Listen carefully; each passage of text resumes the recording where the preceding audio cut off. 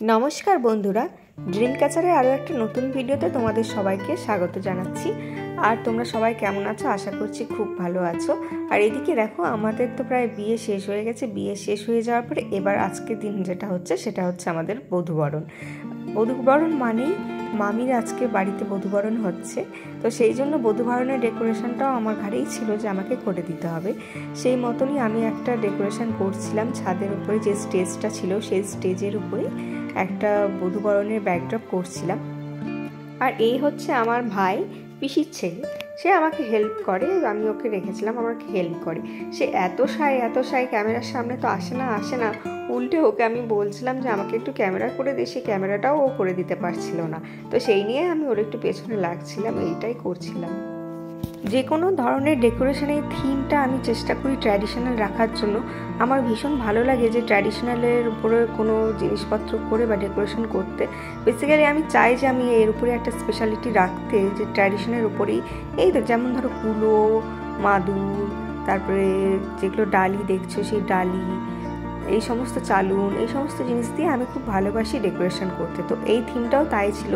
আমি এই বাঙালি সাবেকিয়ানা একটা থিম রাখতে চেয়েছিলাম। এখানে তোমরা দেখতে পাচ্ছ দুই সাইডে এরকম একটা আলপনার একটা প্ল্যাকার্ড আমি বানিয়েছিলাম, আর মাঝখানে মাদুর দিয়েছি। সেই মাদুরের দুই সাইডে আছে যেগুলো মাঠার শাড়ি বলে, সেই শাড়িগুলো দিয়ে ডেকোরেশন করেছি। ভীষণ সুন্দর একটা সাবেকিয়ানা আর হচ্ছে বাঙালিয়ানা কিন্তু রিফ্লেকশন একটা দিতে চেয়েছিলাম। তোমরা দেখো এটা কেমন হয়েছে। আমি জানি না কেমন হয়েছে, তোমাদেরকে কেমন লাগবে। যদি তোমাদের ভালো লেগে থাকে তাহলে একটা কমেন্ট করে আমাকে জানাতে ভুলো না। আমার তাতে ভীষণ ভালো লাগবে তোমরা যদি কমেন্ট করে জানাও, আর লাইক করে দিও, আর একটু সাবস্ক্রাইব করে দিও।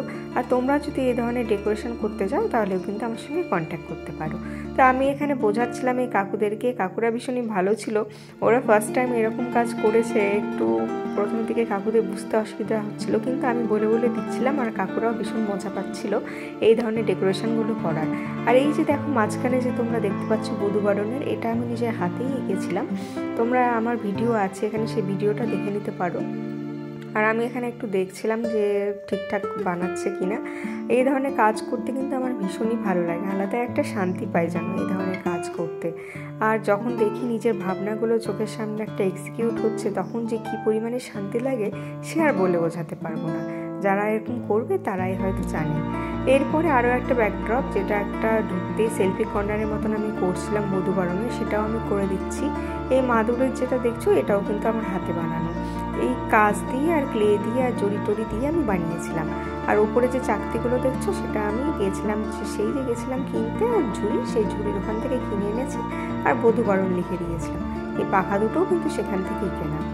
এইরকমভাবে এই জিনিসটাও করে নিচ্ছি। প্রায় করে নেওয়ার পরে তো প্রায় আমাদের ডেকোরেশন হয়ে গেছে। এবার আমরা অপেক্ষা করছি কখন মামি আসবে।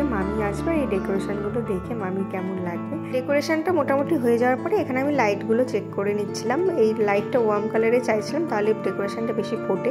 সেই লাইটগুলো চেক করে নিচ্ছিলাম। আর তারপর লাস্ট মিনিট যে ডেকোরেশনটা বাকি ছিল সেটা আমি করে নিচ্ছিলাম। এই ফুলের কাজ, তারপর কদম বরের উপরে যে টোপরটা আছে সেটা সেট করে দেওয়া। ফাইনাল লুকটা এরকম দেখাচ্ছিল। আর এরপরে তো মামি চলে এসেছে, মামা মামি দুজনে এখানে রিচুয়ালস করছে, সব কিছু করছে। যাই হোক, তোমাদের ভিডিওটা কেমন লাগলো জানাও, আর তার দেখা হচ্ছে অন্য ভিডিওতে। পাই।